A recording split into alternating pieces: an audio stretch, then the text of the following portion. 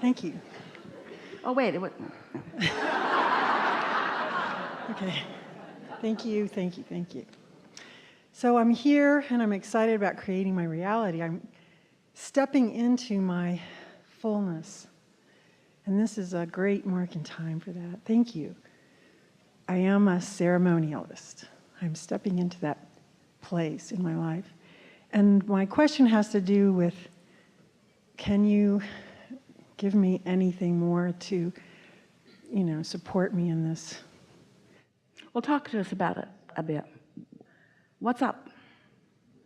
Well, I tend to do the fall back thing, Because there's more manifestation that's around you that you're observing, and the new vibration is unfamiliar, and so the old is easier to focus on because it has more momentum, because law of attraction is more active in it than the other. Yeah. Welcome to humandom. It's all right. And rather than speaking of that as if there's something gone wrong, instead embrace that that's exactly how you knew it was going to be, and that you wanted the platform to launch your rockets from, and so all is in perfect alignment and order, isn't it? Just be in alignment. Can you feel how, even though you didn't really mean for it to sound that way, and it really isn't the predominant way that you feel, there was a little judgment about the falling back? Yes. And we don't want you to fall back. We don't even want you to look back.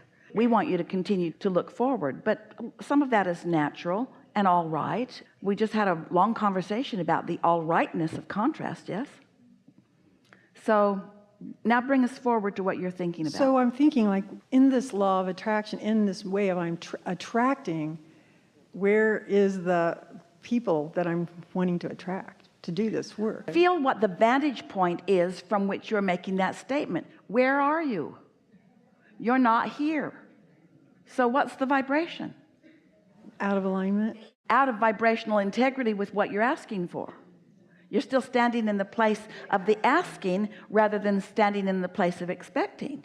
And so it's always the case when you say, where's it going to come from? When's it going to come? Who's it going to be? Where am I going to find it? In other words, those questions usually produce more of that lackful vibration. But when you think about how fun it's going to be and how much you like it and how good you are at it and how delicious it is, then that's an entirely different vibration, isn't it?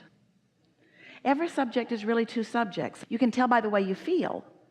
We've been talking about this already this weekend. Here's an easier way to look at this.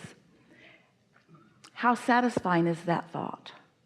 Say it again. Say that thought again, even though we already let you know that we're not really a fan of the thought. Say it anyway. I tend to fall back, that thought. And then as we came further, you were talking about attracting people. How do I attract these people? How do I attract the people? But there was something else. Maybe it was in your vibration. Maybe you didn't actually say the words, but everyone could kind of feel it. It was the where are they sort of feeling. So when you're feeling the absence of them, is that a satisfying thought? No. It isn't, is it? And you're close enough. If you meditated, you could clear it right away. But let's acknowledge that you're not wanting to meditate all day long. You're wanting to get out there. In other words, appreciation, thankfulness, all of those things, satisfaction, all of those things put you in the receiving mode. So let's reach for a more thankful or satisfying thought about this subject. Now. I feel good inside. I feel happy. I feel dancing. I feel light. Now, you believe her? We do. Oh, we do. We believe her.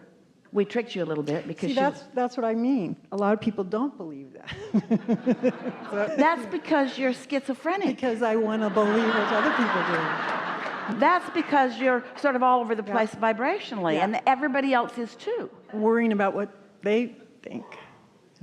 It's normal that you would worry about what each other think, because almost your whole life you've been playing to each other. You've been carrying what others think. You've been looking to them to reflect back to you guidance rather than looking to your inner being to reflect back guidance. And you're not going to give that up cold turkey because you've been doing it for a while. Meditation will help you release that more. But we're just giving you all an easier tool right now.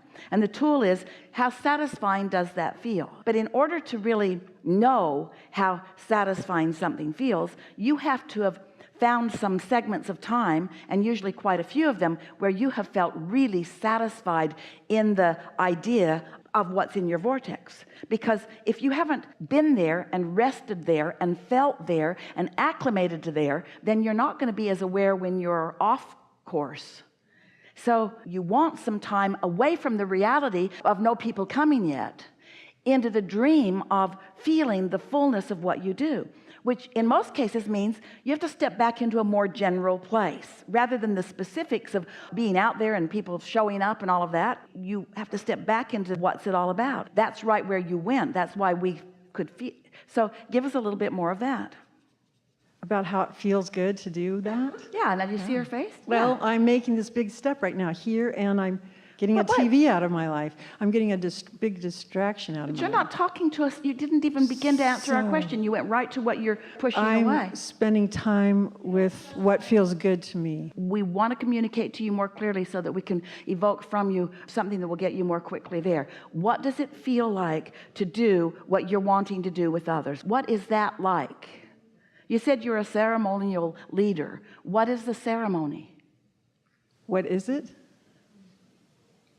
You mean specifically, what is it? We mean, what's it about? Why do you do it? Why does it feel good? Why does it benefit to others? I facilitate transformation in others through ceremony. All right, so you facilitate it in others, but what does that feel like to you? What it feels like to others is up to them. That's not even any of your business.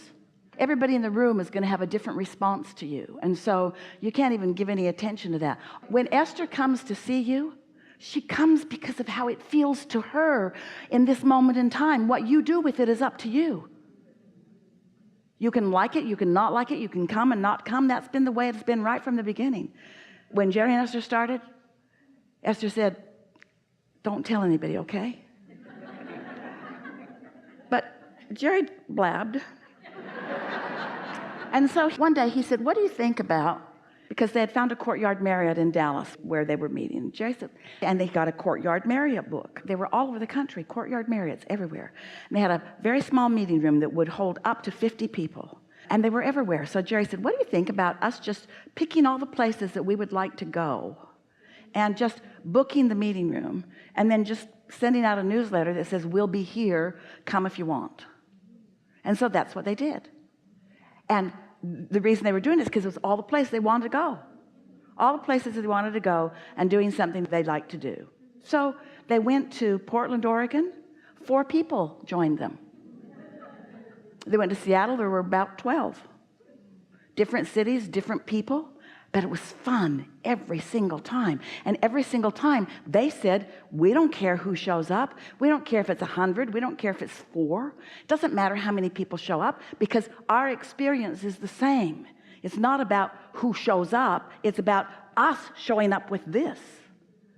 So that's what we're asking you. What is it that you're loving about that? I love to get into the body, mind, spirit, emotional place and bring it into from a deep place of source to get into a transformational place with others so that they can feel You're talking that. about the others again. Okay, the others. You're talking about the others again. This is what we're getting at. Because what you're doing is so dependent on others. It really isn't, but it feels like that. That when the others aren't there, you get all balled up. If you could just leave the others out of it, then the balled upness would go away. You focus upon the transformation of you, and those who will benefit by that will flock to you.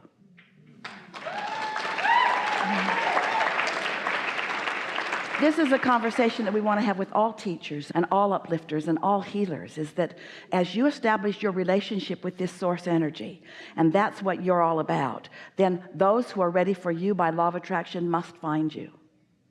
But if you're focused upon them needing you and not there, now you're not in alignment and you have no influence. Now you're just banging it out in the physical, mediocre way like almost all other humans are. You see what we're getting at? Mm-hmm. You've got this. You know this. Everything that we're saying is resonating so deeply with you. There was just this tiny little tweaking thing that you're doing. That's all. And people will benefit immensely by their interaction with you. Yeah. Yeah. Yeah. Yeah. Not good for Esther. Yeah.